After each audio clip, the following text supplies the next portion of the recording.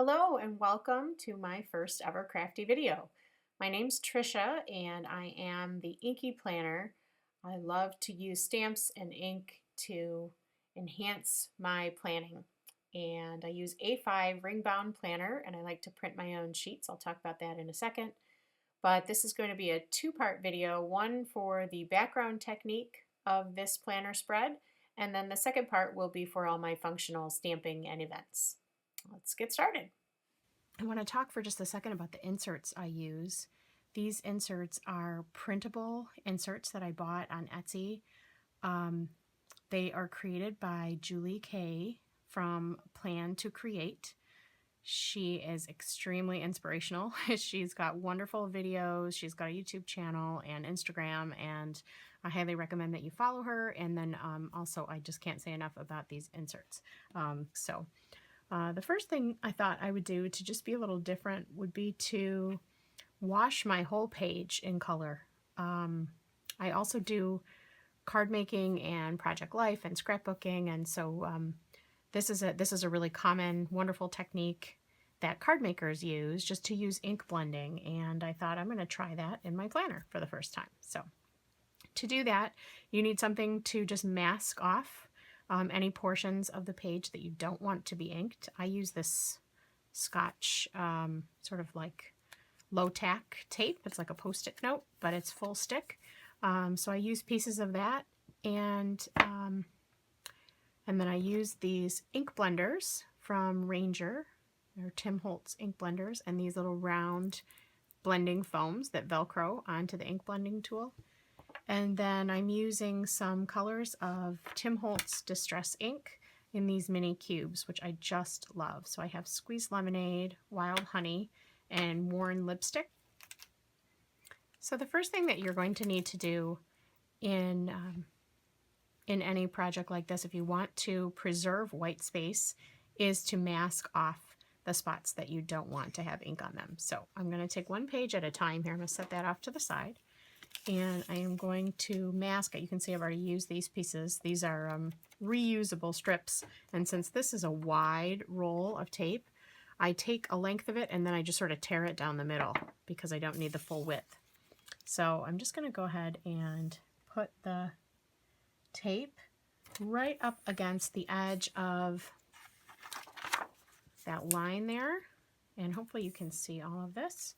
And then I'm going to do the same thing along the other side.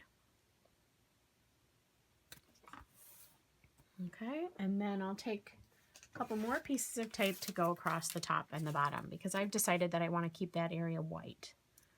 So we'll just go ahead and tape that down, and I'm just taping this right to my desk. You can use a craft mat or a stack of papers or whatever you want. I'm just taping it right to my work surface here. Okay, and then I have 3 of these blending tools with the 3 different foams, one for each of the colors. So I'm just going to start with the Squeezed Lemonade. And I'm going to go ahead and load up my ink blending tool. And I do typically, I'm just going to grab a little scratch corner, I do kind of prime my ink blender on a scratch sheet just to kind of make sure the ink is all over that blending surface and I'm not getting any funny harsh lines. I just kind of rub it off on a scratch sheet to get started. And then I'm going to go ahead and start inking my page. So I'll slide some of this stuff off of the screen here. And I wanted to have the yellow kind of across the top, even covering the dates, and then work my way down through the orange and the pink tones. So I start with a really light touch, and I just sort of go in circles. And this requires a bit of patience because you don't want to like blob all the color on at once. You want to sort of build it up in layers so that you get nice even coverage and it's a really pretty seamless blend from the one tone down to the next. So I'm just going to... So I decided to speed this up a bit and spare you watching all of my application of ink color here. I did want to mention that the paper I'm using is a 32-pound white copy paper. I just bought it at my local Staples, and it's just enough weight to hold up to these inks really well. It holds up to this blending as well as stamping and even some light watercoloring if you like to do that in your planners. So I'm very happy with that paper. Okay, so I've got some of that yellow laid down. I'm going to go ahead and grab the pink tool and the worn lipstick ink. And I'm now going to do this from the other side here. Now you may find it easier to tape this entire thing to another sheet of paper or to a craft mat so that you can rotate it. Since I'm new to videoing and I don't know what I'm doing, I wanted to tape it to my surface so I make sure I stay in the frame and that hopefully you can see all of this. And I'm hoping that my big hands are not getting in the way, but you can see that I'm getting some of this gorgeous pink color down, this worn lipstick. Okay, I'm going to really fast forward this pink just so we can skip ahead and you can see how this finished product is going to start to come together. But I'm just applying the pink the same as I did the yellow. Nice light layers in a circular motion.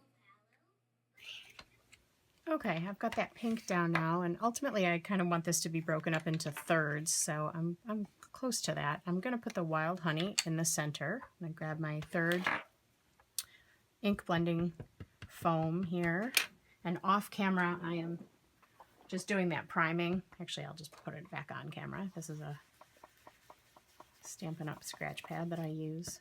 Just going to prime that a little bit. And go ahead and work this one in the center here. And you'll see when these colors overlap, you really get this beautiful blending between the orange and the pink and between the orange and the yellow. And then we'll kind of go back in with another layer and get it as deep as we like it to be.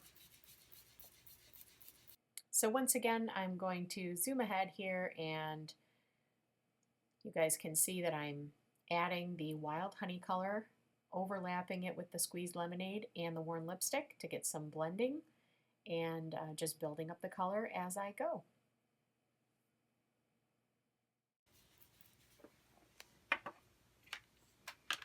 Okay, you can see I got a little heavy-handed over here, but that's okay.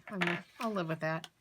I think I'm putting a sticker or something over there anyway. I'll be able to cover that up. So I'm going to go back in with a little bit more of that yellow and deepen that up a little bit, especially along the line where it meets the orange.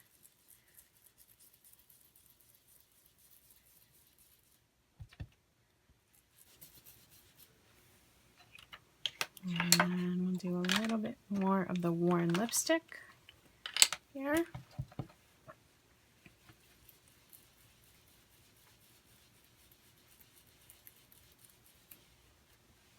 Okay, and then just a bit more, whoops, just a bit more of that Wild Honey at the bottom.